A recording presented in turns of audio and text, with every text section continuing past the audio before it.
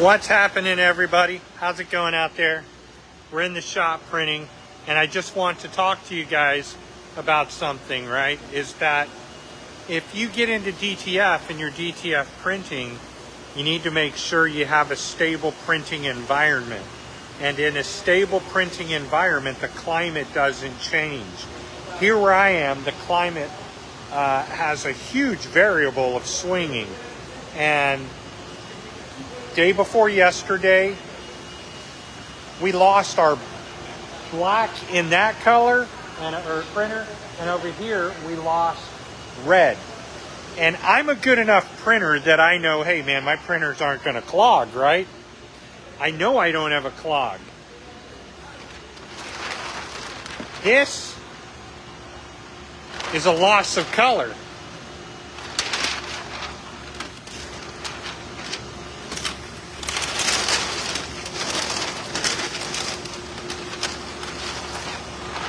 This is a loss of magenta. And what happened, I lost black over here, magenta over here on the same day at almost the exact same time. So, hold on, what's going on? You all right? Hold on. To stop that, go like this, go to feed, and stop the fan, okay? Oh, you can't. Let's turn the fan off. And then if you want to correct that, you got to pull back on the film, just like that.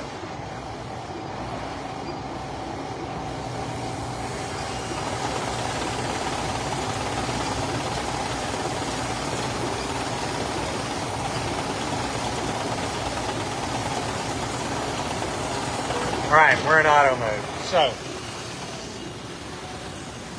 I lose my black over here, I lose my magenta over here. And for a day and a half, I could not print. Unless it was white, I could print every color over here except for black or the colors that need black. Over here, I could print every color of red, every color except what was needed for red. What can you do? I printed a hell of a lot of white. I printed a lot of black colors over here. I couldn't print anything really over here except for white. What happened? I looked over at my buddy John and I said, John, are there any rainstorms coming in? I mean, it seems pretty odd that I would lose one channel on two printers at the same time. No, Ernest, everything looks sunny and clear. And it's been nothing but a hellstorm of raining today. And it's not the rain that knocks you offline. It's not the humidity during the rain that knocks you off of line. It's the change in the barometric pressure and the change in the coming humidity. And that knocks you offline. And there's no way around getting your printer knocked offline. You can talk to any DTF printer who's a professional printer, or you talk to those people who sell printers, because we know what's coming. In this shop, I am not protected from climate. This is the most unsustainable climate shop I have ever been in. And we're talking temperature swings that get up into the 90s. We are right now in a fake temperature and a fake humidity of 46 and 74. Now, down here I have an air conditioner, but I lost channels. You know, what are you going to do? Like I said, I'm a good enough printer that I know there's not air in my line. And everybody at this time's going, hey, Ernest, you don't know what you're doing. And I'm like, fuck y'all, man. I know exactly what I'm doing. I'm in a building that is not climate controlled for DTF printing. This is a very, very, very unsustainable environment for continual DTF printing. So, you know, my buddy tells me, Ernest, well, you know, that's why we need 10 printers, because if one goes down, you know, you have 9 others. And I'm like, how you gonna fucking tell me that when at 2 o'clock in the afternoon, what's today? Thursday?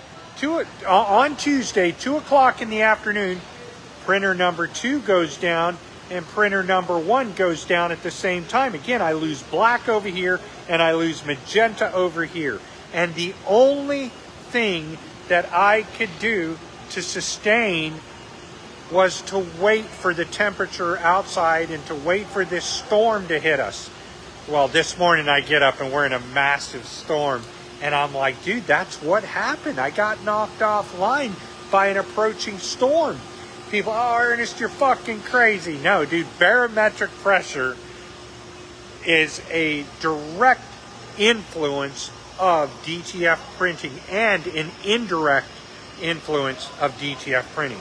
Barometric pressure and the humidity changes, and it's during that change, the storm's 2 days ahead of us, and I always tell people, man, if you're in a room that's not a true climate protected room with very low ceilings, that's how you climate protect your DTF room. You make a low ceiling, right? So now you can control the humidity in that room, because right now where I've got that blowing and it's only 76 degrees and the air conditioner's on it, it's only in that area that it's controlled, but it's controlled in what's called a pseudo environment, a pseudo climate protected environment. Because the moment you're right here, that printer is blowing with air at 74, but by the time that the print head comes over here,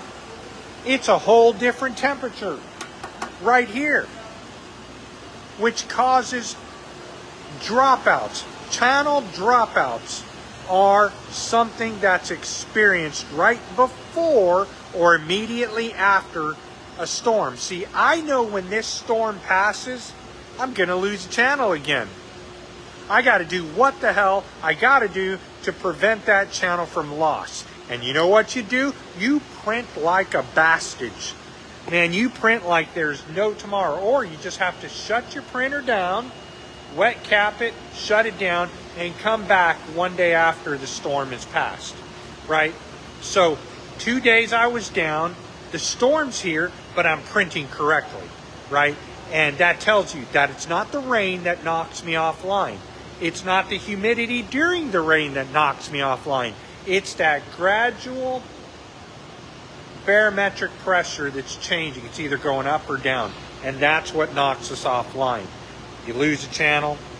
I'm like, dude, there's no way I lose channels, but I will lose channels in this shop again and again and again, because the only way to protect the shop or to keep this shop climate controlled is by spending $50,000 to $100,000 to drop the ceiling, put up a wall there, and put in blasting air conditioners like these right here. These right here, they do no good for us, okay? They do no good for us right here because the room's so damn big we can't control it. So then the only other option would be to put the printers in a tent and just try to get by with that. So what happens in this case, my buddy's like, Ernest, get more printers. Why? So they can all go down at the same time? 10 fucking printers down at the same time? I got 3 printers that went down at the same time. You can't, this is the problem of DTF printing. Everybody's like, oh man, I want a DTF printer. Understood, we all want DTF printers. We all want speed. We all want to be able to print our own transfers. But when you're someone like me that's on the escalation of becoming what's called an enterprise printer, 10 printers, and I'm an enterprise printer, you need to have a room where you never have a channel loss, where you never have a change in humidity or temperature. Because these printers, I tell you all the time, these printers, they're like your ex-wife, right? One day everything's good, the next day all hell's breaking fucking loose in your life. And that's what is going on right here and now. So, you know, now we're back online a little and we're just plugging it away. But I'm 2 days behind now. Yeah. You want me to do anything to the third printer over there, for the first one? Well, the first one's ripping a real big file, so it'll just take off on its own. But what we can do right here is begin pressing the shirt. So as they come in, right, you cut off and start pressing, because we have 150 of these to do. And then we got the Eras concert to do, the Taylor Swift concert. So we got to get that done. Yeah. Your bro is printing for Taylor Swift. Your brother Ernie is printing for the Eras concert. I'm telling you. Joe Dovey, what's up, man? I'm talking right now about how to get a load of this. 2 days ago, Joe, this printer and that printer lost a channel on the same day. Over here, I lost magenta. Over here, I lost my black. Same day, out of nowhere. I'm like, what the hell's going on, man? I'm a good printer. I know how not to lose a channel. But, Joe, the number one thing that nobody wants to talk about, anybody can buy a DTF printer, right? Anybody can get one. My problem here is that I'm not in a climate-controlled environment, right? You're going to have to replace your white on the second printer soon. Where? On the second printer. How do you know that? Because I'm looking at the white. Oh, you need to fill it up? Almost, yeah. All right, so when we do, you grab one of the Uninet bottles and you fill up the white. So I didn't know, don't use Uninet on that printer, this printer, but you use the Uninet on that one and the Uninet on that one. That's why I have the bottles back there. So I'm in a room where I can't control the climate, Joe. So we have a major, so 2 days ago, right, I'm sitting around, I lose black and I lose cyan at the same time. What the hell is going on, you know? And then John and other people, oh, Ernest, you don't know what the hell you're doing. I'm like, dude, I know exactly what the hell I'm doing. This is something I can't control. So I asked John, hey, John, are there any storms coming in? He looks at his phone. No, Ernest, everything looks good. You know, Friday we're going to be at 91 degrees. Everything's clear. And I'm like, man, do I have air in the line? I go and check if there's air in the line. Nothing, right? Doesn't make sense. Get up this morning. Dude, there's a massive rainstorm over us. Knocked us offline.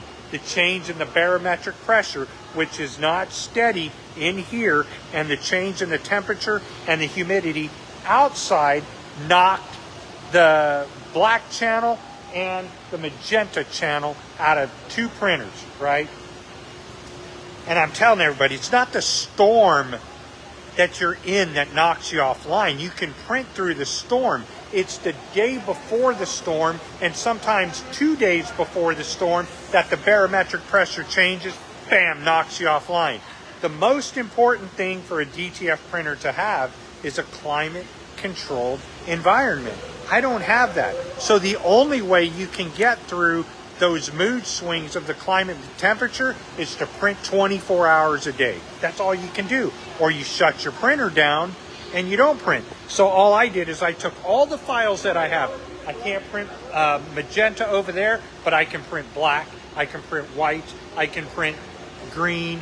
I just can't print magenta. Over here, I can't print black, right? I can't print any color that makes a work with black in CMYK. After the storm hit us, I came back to work early this morning. Bam, all channels perfectly working. And I'm like, what now, huh? Brother Ernest told you we're not in a print-controlled environment. All of a sudden, after the storm, throw up these blue tarps. That's not going to help us. That's not even a solution to help me get a climate-stable environment, right? Number one, the only way to get a climate-controlled environment, like I said earlier, is to spend $50,000, $60,000 and put ceilings in here very low. Put air conditioners in here blowing all the time and making sure that that climate is at a sustainable, constant environment. Nobody wants to talk about that. Nobody wants to deal with that. But anybody that's an enterprise printer or anybody that sells printers, they'd walk in here and they'd do this right here. Let's say you're walking from down here, right? Down here, it's really, really not comfortable at all. You get up here, hot air rises. All the air's rising up here. We got the heaters going, and you come up here and you go, huh, dude, you're not going to be able to sustain a DTF environment in here. Not to where new people being trained can come in and learn, because you can't train them. You can't train them when you have no red. You can't train them when you have no black. when all of a sudden you're black and your colors are bending because of this approaching storm. I don't have the money to fix that, right? But I would buy another printer instead and just say, screw it, man. I'll try to live through it. It's only a day that I'll be down. So most printers that are DTF printers, when there's a massive storm approaching or they're in a massive storm, they say, hey, I can't print today. It is what it is. Earlier, yesterday, all the white went out in that. And they're like, oh man, the Uninet printer, it sucks, Ernest. You said it was the best out there. You said their ink was good. I'm like, it has nothing to do with that, you noobs. Nothing to do with it. It has everything to do with right here. Let me show you the difference, right? Where was that? Okay, hold on. So the difference is, you come down here, and this is where the common sense hits you, right? I come down here into the indigo room. Notice, in the indigo room, I have a constant climate, a constant protected environment with humidity that never changes. And we have, guess what? Low ceilings. So when you come back here, this never changes in the shop. Never changes. And that's the only way the indigos stay online. Now, if the indigos were upstairs, they couldn't stay online. You'd lose channels because of the height of the ceiling. What do? I mean, my only other option may be to find a secondary shop that I can control the environment in to where I can print constantly, right? I've almost got it set up, Joe, that I don't even need to be up there to print. I just drop my files into a hot folder, pow, goes straight out. I don't have to be here. Long as there's never a head strike from film, and as long as there's never a power loss, the printers will keep printing, right? So the profile that I use allows me to print for 500 inches and never do a cleaning. Think about that, 500 inches, and I never have to clean. I walk away here, we're printing, I think over here, this 650 inches. Look at this, Joe. I have absolutely no color loss in my profile. I have 41% to go. Now, if I was using CADLink or I was using Flexi, man, I'd be cleaning every 4 to 5 minutes. Stop, do a cleaning, because my environment is not conducive for DTF printing. I'm DTF printing in a non-conducive environment, but doing well because of experience. So, and the second thing, these are great effing printers. I have run them for 60 hours non-stop before I finally went to sleep. So I think I made it to 51 hours, and my son took over for 9. I probably broke the world fucking record for one human DTF printing.